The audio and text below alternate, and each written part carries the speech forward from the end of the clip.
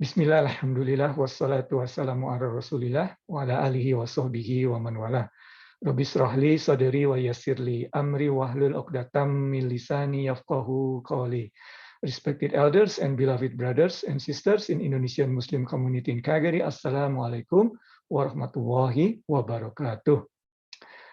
Brother and sister in Islam, there is a common misperception that in the world that we are living in now, that to get a job, someone need to have the most important thing that someone is having the skill.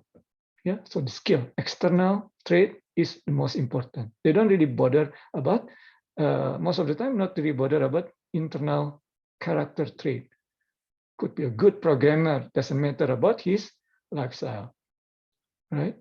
That's one side of the story. But on the other side, on the religious circle, yeah, or religious tradition, people that believe in a religious tradition, be it Christian, Catholic, in Islam, yeah, they tend to look into the character trait, internal character trait more, right?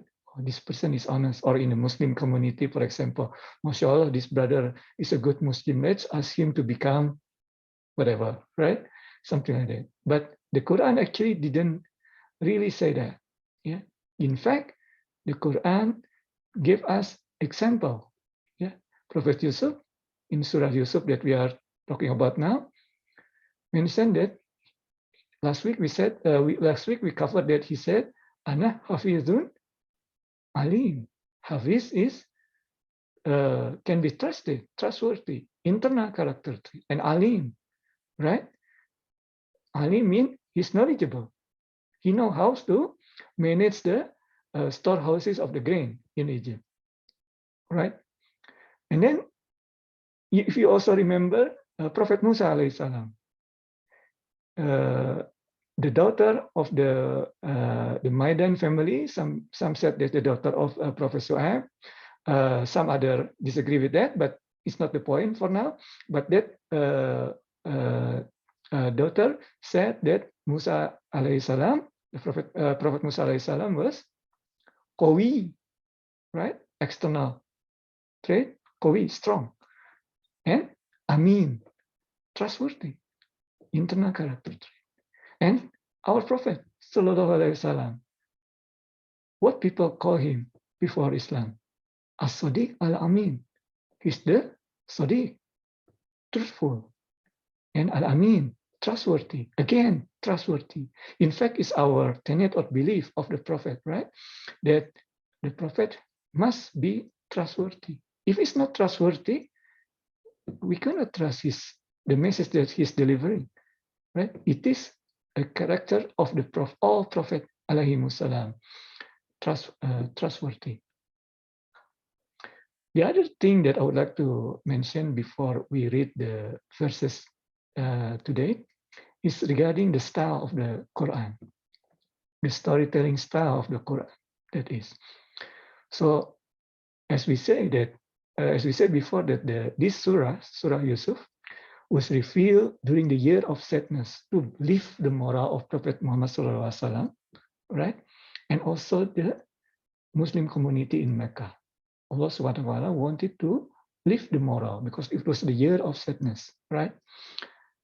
But another thing of this Surah Yusuf is also, it was also revealed because there were so many people among the Quraysh that said that, you know, this story of the Quran is jumbled up, right? Here and there. You know, the story of Musa is repeated in many. And they thought that these were the same story, but in fact, it was not the case.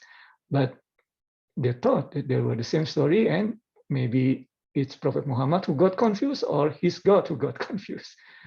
Subhanallah. Yeah. But Allah Subhanahu wa Ta'ala in this Surah Yusuf told the story in one chapter, almost sequential, almost, not exactly, but almost in sequence, right? There's some jump as we will see in the verses that we will read shortly, but in general, by and large, is in sequence. But still, the style is to the point. There are things that Quran or Allah Subhanahu wa Ta'ala jump, yeah, but it's because it's not important, yeah, it's not the point. All right. Let's read these verses together, inshallah. For today, inshallah, we will read verses number 58 until 62, inshallah. All right. A'udzu billahi minasyaitonir rajim. Bismillahirrahmanirrahim. Waja'a ikhwatu Yusuf fadakhalu alaihi fa'arafahum wa hum lahu munkirun. Walamma jahazzahum bijahazihim qala tuni bi akhillakum min abikum ala tarawna anni ufil kaila wa ana khairul munzilin.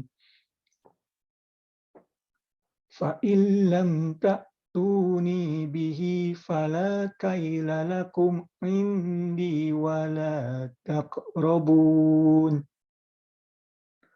Qalu sanurawidu anhu abahu wa inna lafa'ilun. Wa qala li fityanihi ij'alu bida'atahum fi rihalihim la'allahum ya'rifunaha idzan qalabu ila ahlihim la'allahum yarji'un. Sadaqallahul azim. All right. So first ayah, ya, verse number 58, insyaAllah. So waja'a ikhwatu Yusuf, yeah, so and Joseph brother came and entered his presence. Yeah. So again, the style of the Quran, right? The last time Prophet Joseph alaihissalam was elevated to become the minister of the storehouses of the grain in Egypt. But now, what suddenly jumped to the brothers of Joseph, Prophet Joseph alaihissalam, came and entered his presence. So from here is jumping for, at least more than, this could be like more than 10 years. Because remember, according to the dream, 7 years of good season, and then 7 years of drought. So now, if someone from Palestine, Joseph brother is from Palestine, right? If someone from Palestine came into Egypt asking for grain, asking for trading their whatever their merchandise with the grain from Egypt, so at least 7 good years plus probably 6 years when the drought had gone all the way outside Egypt as well, right, to Palestine, where Joseph brothers came from, and then they needed to come to Egypt to get this grain because they probably heard that in Egypt they had there was the situation was better because they saved the grain, and then now in the 7 years of drought, probably in the 6th year or something, toward the end, everybody was looking for grain, right? Well, in Egypt they still have the grain, so it's just jumping, yeah, because that's the important thing. Or we can, at least we can deduce about that, right? Also, what Ta'ala didn't need to go into the detail, but we can interpret that that's what happened, yeah. Fadakhalu alaihi, yeah, in his presence, and then fa'arafahum, yeah. So Prophet Joseph, of course, he would recognize them. These were his brothers, right? They were probably speaking Hebrew from Palestine, Bani Israel, and then they dress like Bani Israel, so he would recognize them immediately, and there were 10 of them, right? Wahum lahu munkirun, but this brother didn't recognize him. didn't recognize Prophet Yusuf. Why? Prophet Yusuf was very small when they threw him to the well, right? And now Prophet Yusuf alayhi salam was a minister in Egypt, right? And he most likely he would wear Egyptian clothes. Yeah, that would make sense, right? It's not written here in the Quran, but that would make sense, right? He would wear Egyptian clothes. He would that's what what could be interpreted from these verses. So even just Allah Subhanahu wa Taala, as I said in the storytelling of the Quran, although Allah Subhanahu wa Taala didn't go into detail, but we can interpret it, yeah, from these verses, yeah. And people would probably ask why Prophet Joseph didn't reveal his identity to the brother. Of course, this is his wisdom, right? In fact, it's Allah's wisdom, you should say, yeah, revealed to Prophet Joseph alayhi salam, right? Because, I mean, if we reveal it, we never know what would happen, right? Maybe this brother were still harboring hate to Prophet Joseph, right? So he cannot be stupid, Prophet Yusuf, to just reveal his identity.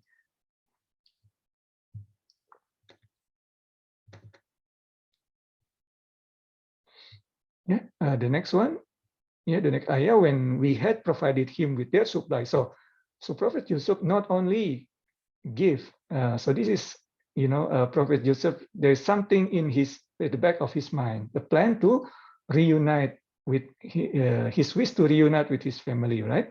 So he tried here. Not only did he give his brother the trade, the grain for whatever merchandise that his brother brought to Egypt, but he also gave them with supply. Supply means something that this brother need during his for their journey back to Palestine. Yeah. But then we also said here, we don't know what they were talking about, but from here, bring me your brother on your father's side. So we can also say that, the Quran didn't go into detail what happened, what conversation took place between Prophet Joseph alayhi salam and the brother, but we can, by looking into bring me your brother, they probably talk about family and so on and so forth. And probably the brother said that, we had another half brother that were that was with his father, right? Prophet Yaqub. So Prophet Yusuf alayhi salam, because he wanted this brother to come back, right? He said, okay, when you come back, bring your brother with you. Yeah. Qala tuni bi ahillakum min abikum. Yeah, bring me your brother on your father's side. Yeah, half brother, right? Because it's different mother. Binyamin, the brother, the little brother, is Yusuf's brother. And this time brother is not from the same mother, right? Yeah. So this is the gift, the Prophet ﷺ give the carrot. Yeah, here. Do you not see that I give full measure and I'm the best of the host? Best of host of one. Yeah. So as I said earlier, not only did Prophet Yusuf give the full measure for the trade, but he also gave the supply for the brothers to return to Egypt. Yeah, whatever they need during the journey back to Egypt. During journey back to Palestine, yeah, to Canaan, where the Bani Israel live, right? So this is the carrot. I mean, this is drought. They would need to come back, right, to get another supply at some point. But to be sure that they come back, first Prophet Yusuf said that, okay, I'm the best host. You can see that. I give you the full measure. I'm so nice to you, right? But I also want to know whether you are telling me the truth. So when you come back, tell me about bring the brother that you said you have from your father's side. He said it had from the father's side. Okay.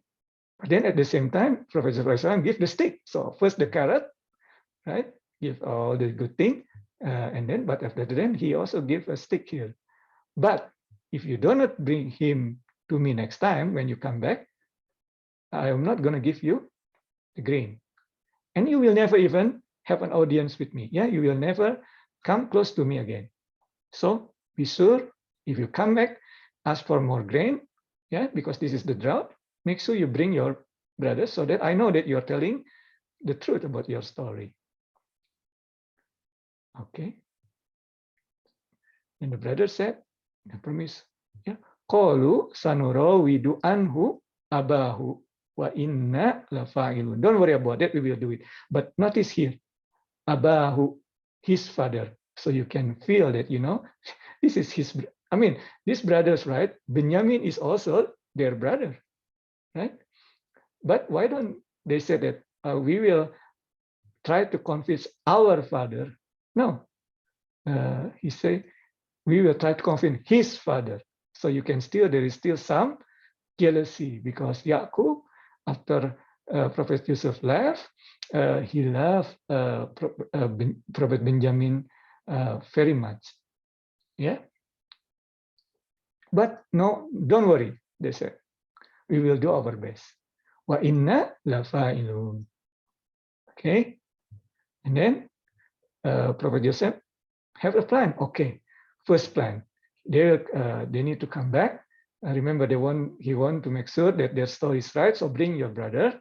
Okay, brother Benjamin was also Prophet Joseph's brother, right? But at the same time, to be sure, Prophet Joseph here, he ordered his servant to put his brother money back, yeah, or his merchandise back, if it's not money, Allahu alam, yeah, to their saddlebag. So whatever that they wanted to trade with the grain before, put it back. He asked his servant without the brothers' knowledge, right? So that they would find it when they return to their family. So make sure that make sure that they wouldn't realize that you put the money or the merchandise back into their saddlebag. Yeah, they should only find out when they return to their family, and perhaps they would come back, according to Prophet Yusuf. So he's not that sure always la'alahum. Yeah, it's many times in the Quran because Allah made the decision la'alahum yarji'un. Hopefully you're back. Prophet Yusuf probably also know that they were poor in Canaan. Yeah, if he didn't put the money or the merchandise back, they probably wouldn't have anything to come back, right? They wouldn't because it's trade, right? They wouldn't have anything to come back, right? So this is again the brilliance of Prophet Joseph alayhi salam, the alim. So not only alim in managing the storehouses of the grain in Egypt, but also outside that there is a subtle alim here. Yeah, he knows that he will be reunited with their family. Yeah, that's why he want to be in this position, or he asked rather to be in this position. Allah inspired him about this future things that will happen. Yeah, and the last ayah. Oh, Afwan. Yeah, so that's the last ayah number verse number 62. Yeah, that would be the last ayah for today, inshallah. Yeah, so brother and sister in Islam, in conclusion, indeed, yeah, to get the job, yeah, just to follow the topic from last week, yeah, to get the job or to appoint someone to the job, yeah, there are two things that always needed from our perspective, from the Quran standpoint, right? One is the external character. Second is internal. Both are needed. Yeah, not one. Both are needed. But also, Prophet Muhammad SAW in one hadith said, or is reported to have said that if you ask for position of leadership, you will be left alone by God, Azza wa Jalla, and you don't want that. Yeah, you want to be helped. But if you're given position of leadership, then you will be helped by Allah Azza wa Jalla. So in general, for a Muslim, we don't ask for position of leadership. Yeah. But there are times when you know that you have the skill and circumstances requires you to do so or need you to do so, you need to step up, just like Prophet Yusuf. And Prophet Yusuf, as we said before, step up even in the environment when it's not people that believe in Tawhid. in the oneness of God. These are pagan people. Egyptian at that time worship statue. But he wanted to do good for them, so he stepped up because he know how to take care. He has the skill inspired by Allah. He feels that he need to step up. Then he was probably inspired as well by Allah in his dream that he needed to step up, and he stepped up. Right? So, brothers and sisters in Islam, may Allah bless us. May Allah give us tawfiq to follow the teaching of the Quran and also the Sunnah of His Prophet, His beloved Prophet, alaihi salam. Barakallahu fikum wa afu fikum. Assalamualaikum warahmatullahi wabarakatuh.